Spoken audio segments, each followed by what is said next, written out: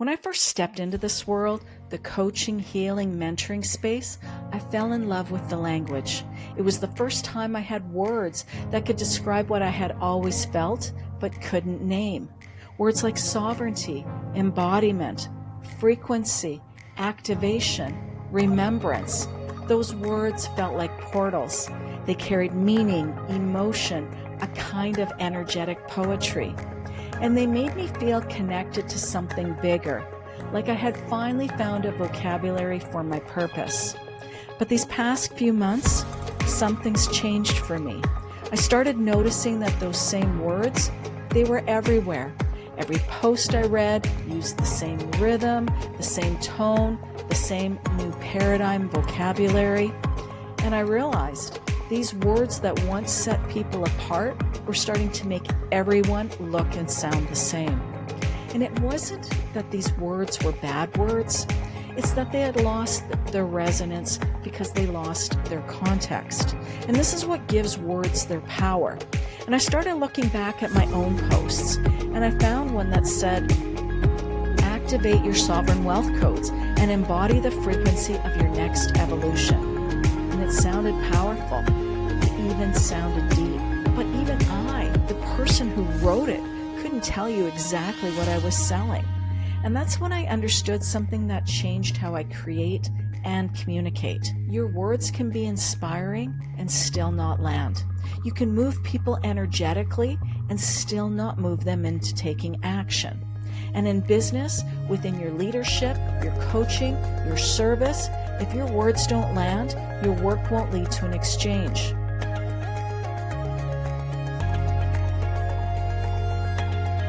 Welcome to the Purpose-Driven Millionaire Podcast. This is where we blend energy and strategy to help you build a business that feels as good as it looks.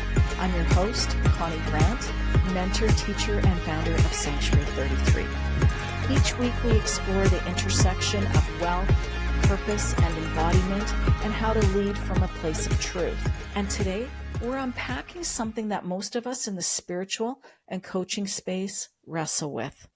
Why the words we love, the ones that sound elevated and wise, sometimes build a wall instead of a bridge. Because I know how this can feel. You're pouring your heart into what you create, your content, your sessions, your offers, and still your message feels like it's floating somewhere in the ethers instead of landing in the real world. You can feel the power of it, but your audience can't quite grasp it yet. And that's where we begin today, with the beauty and the seduction of spiritual language. When I first entered the world of coaching and my purpose-driven business, words like sovereignty, frequency, remembrance, and activation felt like home for me. They gave meaning to the things logic couldn't explain. They felt sacred and true to me, and they still do. In those early days, that's often how we find our voice. We borrow language that lifts us. We lean into the words that sound like they belong to the person we're becoming. And we use them because we make our work feel significant, elevated, different. But somewhere along the way, for many of us, those words stop being enough. They start to sound repetitive, and they start to sound like everyone else. They begin to sound like depth, but they rarely deliver it. This is what I call the seduction of beautiful language, because spiritual language is seductive. It sounds elevated. It sounds wise.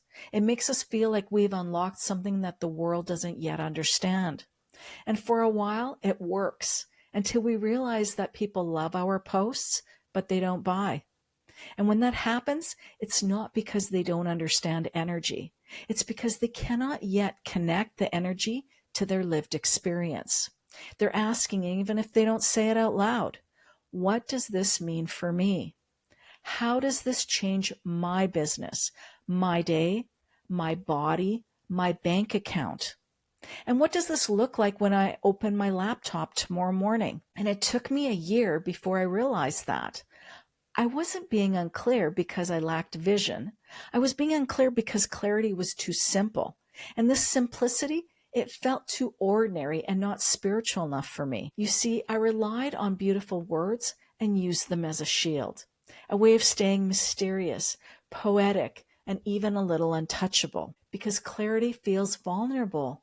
It means people will finally see you and they finally understand what you do. And when people understand you, they can also decide whether they want to work with you or not. And that's powerful because it can also feel exposing. Here's a personal example. I used to write things like, activate your wealth frequency and expand into your next level of sovereign leadership. Now, it sounded powerful and it looked refined on my feed, and it even had a beautiful image. But here's what actually happened. People didn't know what I meant. They admired the post. They even liked it, but they didn't go beyond that. They didn't ask for the link or to book a call with me or to hire me. And I remember staring at my analytics thinking, but this message, it's true. It was true for me. But for them, it was beautiful and it was vague. And that's the difference between resonance and conversion. The people you're here to serve don't need more mysticism. They need translation. They need you to connect the frequency to their lived reality. And it's not that they don't understand your words, it's that they're trying to understand themselves through your words. So if you say, I help women embody their highest frequency, that sounds inspiring. But if you say, I help women simplify their business so they can make more money and still have time for their family, now that starts to land. The first one sounds like art, and the second one feels like a solution. But what if you blend both? What if you say, I help women embody their highest frequency, where their message feels magnetic, their offers sell with ease, and their business supports a life filled with calm mornings, creative freedom, and family dinners that don't feel rushed. That's where magic meets meaning. It's not about abandoning spiritual language. It's about grounding it, about pairing beauty with practicality and soul with structure. Because being clear doesn't make your work less sacred. It makes it usable. And that's what real leadership is, making the mystical accessible. So the next time you write a post or speak about your offer or record your podcast, run your words through this simple filter. Does it land? Would your client understand what you mean, not just in concept, but in their body and in their life? If yes, then your message will magnetize. If no, it's not wrong. You haven't lost your voice. You just simply haven't clarified it yet. Because clarity never erases your magic. It just amplifies it, because anyone can sound poetic. But being precise, now that's mastery. And here's something that might sound surprising to you. People don't buy because they're inspired. They buy because they understand the result it gives them. Inspiration opens the heart, but clarity opens the door.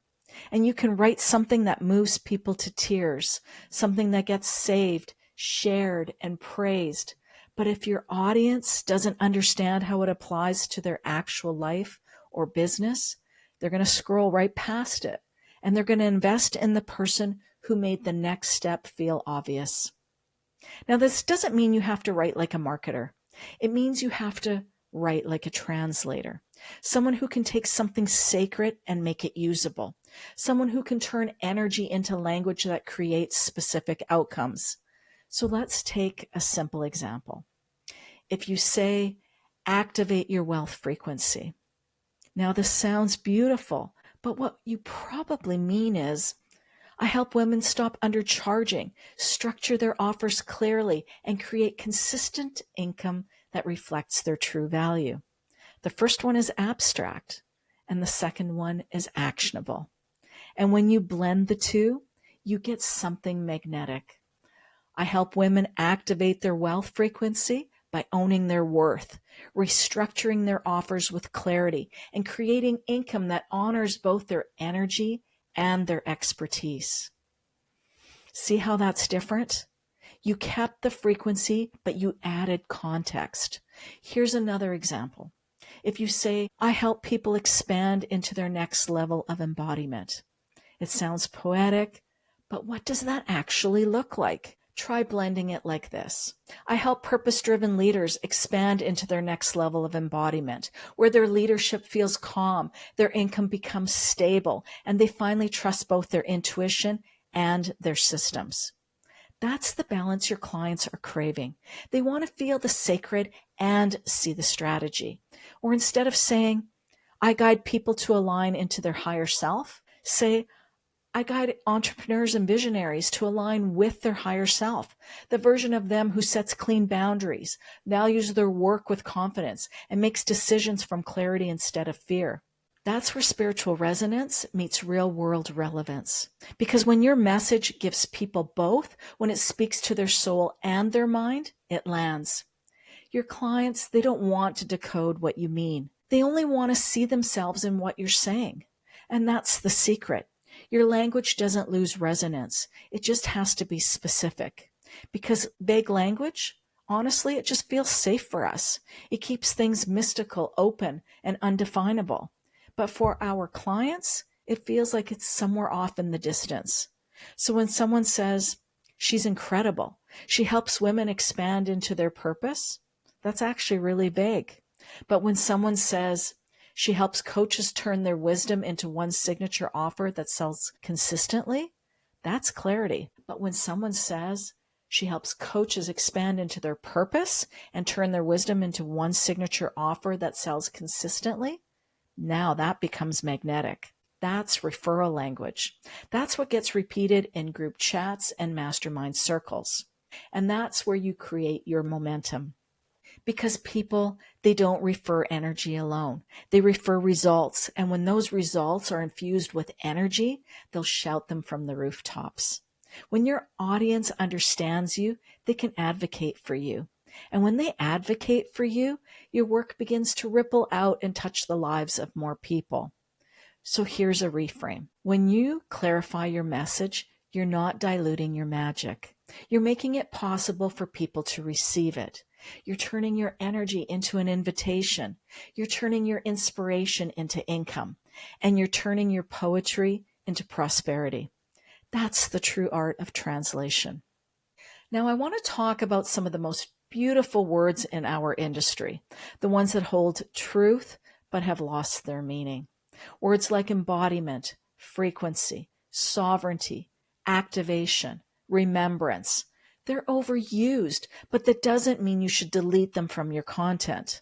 They're just missing your context. See, these words are like temples, sacred spaces that hold your power. But without your substance, without lived meaning, they're just empty rooms. So when you fill them with human experience, they start to mean something again. So let's bring some of that back to earth. Embodiment. This isn't just a word that means energy and motion. It's when your actions, your message, your body are all speaking the same language. It's when you no longer just talk about ease, but you organize your calendar so it reflects it. And when you stop preaching boundaries and actually start honoring them. And when your launch plan supports your well-being instead of draining it. That's embodiment, when your business and nervous system are finally aligned. And people want to know the context of how this word, embodiment, fits into their life. So we can also take the word frequency. It's not just a vibration. It's the emotional consistency between how you speak, sell, and serve. It's when your offers feel like an extension of your integrity, when what you promise and what you deliver are the same thing. That's true frequency, not constant positivity, but congruence. And sovereignty, it's not just a word that represents power. It's ownership of your choices, your money, your message. It's raising your prices without guilt. It's saying no without apology. And it's trusting your strategy because it came from alignment, not comparing yourself to someone else. And activation, it's not just magic. It's that cellular awareness when something finally clicks and you act on it. It's when you stop tweaking your offer for the 10th time and you finally sell it. It's when you update your price, change your copy, say the no you've been avoiding. That's activation. not just a spark, but an actual shift. So when you define what these words look like in lived experience, in your clients' minds, in your clients' bodies, they don't lose their potency. They regain it. They're amplified. They're exponentialized. And you make that spiritual tangible. And you make the invisible usable. Because abstraction doesn't make you sound wiser. It just makes you sound further away. And your clients, they're not craving more mystery. They're craving more connection with you. They want to see what your words look like in their world. And they want to feel what sovereignty means when they're setting boundaries. And they want to know what embodiment looks like when they're writing a sales page.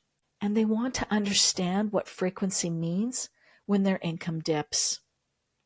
And they want to experience activation to know what that feels like when they're repeating the same patterns. When you add that context for them, you're not just teaching, you're translating, and you're gaining a client who understands what you are bringing to them in their world in the form of results. That's how your message becomes magnetic, not because it's lofty, but because it's lived. When your message carries both resonance and clarity, something extraordinary happens. Your audience doesn't just understand your words, they feel them. And it's the moment when your frequency, it meets their logic, when the soul of your message becomes structured enough to move people into action. And this is where your artistry turns into influence. It's not about choosing between the poetic or the practical. It's about becoming fluent in both. And that's the work of true communication. That's where your energy starts converting. This is where we turn your wisdom into mastery. Because no matter how beautiful or how profound your message sounds, if it doesn't land, it won't lead. And here's the truth that most people will avoid. Your energy magnetizes attention. Your clarity, though, it sustains it. So when you speak only in energy, people will feel you, but they don't know what to do next. And when you speak only in clarity, people will understand you, but they don't feel your depth. But when you blend the two, when your clarity carries the charge of your energy, your message just becomes irresistible. It becomes undeniable. And that's the calibration. That's where your words hold power. And here's the framework I teach inside my mentorships, a filter I use for everything I publish, from podcast scripts to offers. It's simple, but it refines everything you say. Before you share anything, a post, an email, a launch page, ask yourself these 5 questions. Would someone outside of my world understand this instantly? Can they visualize what this looks like in their everyday life? Does it sound like something they want, not something that they have to decode? Is it both aspirational and actionable? Am I using this word to sound wise or to speak truth clearly? If you can answer yes to all 5, your message doesn't just sound aligned, it feels embodied. And if there's a no to some of these questions, don't panic. Just refine until your energy and your expression match. So let's look at what harmony sounds like in practice. Instead of saying, build your sovereign business container, try saying, build your sovereign business container, a structure that lets you serve deeply, charge elegantly, and create more income with less chaos. Now it expands, now it lands, and now it paints a picture of possibility. And maybe instead of saying, calibrate to your next frequency of leadership, you might want to say, calibrate to your next frequency of leadership, where your boundaries hold, your message magnetizes, and your influence expands naturally. The first version makes people think. The second helps them feel themselves inside your vision. And that's the alchemy of communication, where language doesn't just sound beautiful, it becomes transformational. Because when people both understand you and feel you, trust is built instantly. And trust is what turns energy into enrollment. Clarity doesn't reduce your magic, it amplifies it. It's the bridge between your essence and their embodiment. The most magnetic leaders in this space aren't the ones who sound the most spiritual. They're the ones whose energy and clarity are indistinguishable, who make people feel safe, seen, and certain. So here's your invitation. Keep the beauty, keep the depth, and keep the soul, but make it land. Because when your energy has words and your words have clarity, that's when your message doesn't just inspire, it transforms. And when your words land, when your energy and clarity finally meet, something shifts. Your message stops floating in the ethers and it grounds itself. It stabilizes your business, your confidence, and your connection with your audience. And that's when you realize clarity isn't the opposite of energy. It's what energy looks like in form. You no longer second guess yourself or chase engagement or over-explain what you do. You simply speak and the right people recognize themselves in your truth. Because clarity is not about streamlining your message. It's about giving your brilliance structure. Clarity is what happens when your nervous system and your message, they finally agree. When your words start connecting, when what you say and what you feel are fully aligned. It's the energy of, I know who I am, I know what I offer, I know who it's for. That's magnetic. It's certainty with soul-aligned wisdom. And that energy builds trust, the kind that converts. And one of my clients once said, when I finally stopped sounding only spiritual and started saying what my spirituality actually meant as lived experience, that shift brought more aligned clients than any launch strategy ever did for me. Because people can feel when you're clear. Clarity is the highest frequency there is. Truth spoken clearly. Here's something to try this week. Choose one piece of content, a post, your website headline, or your bio, and read it aloud and highlight every energetic word, frequency, embodiment, calibration, attunement, alignment, sovereignty, activation, whatever that spiritual word is that you're using. And then I want you to ask yourself, what does that look like in someone's real life? How does it shift how they show up, lead, or live? For example, frequency might mean feeling grounded when making financial decisions. Embodiment, it might mean having boundaries that finally match your values. Alignment might mean choosing offers that honor your energy instead of what's popular right now. Now, rewrite it with those specifics. You'll find your message sounds more human and far more powerful, because grounded energetic words are the ones that move people. You don't need to throw away the sacred words. You just need to give them context, a physical home. And you can still speak of frequency, embodiment, sovereignty, and any other spiritual word you love. Just show your people what they look like and feel like, because that's what leadership really is. It's translation, taking the invisible and giving it voice, form, and meaning. And that's how people can decide to hire you. That's how energy becomes evidence. And you're not here to only sound spiritual. You're here to bring understanding to your spirituality. And when you're understood, your message becomes unstoppable. So this week, I want you to listen to your own words and ask yourself, do those words land?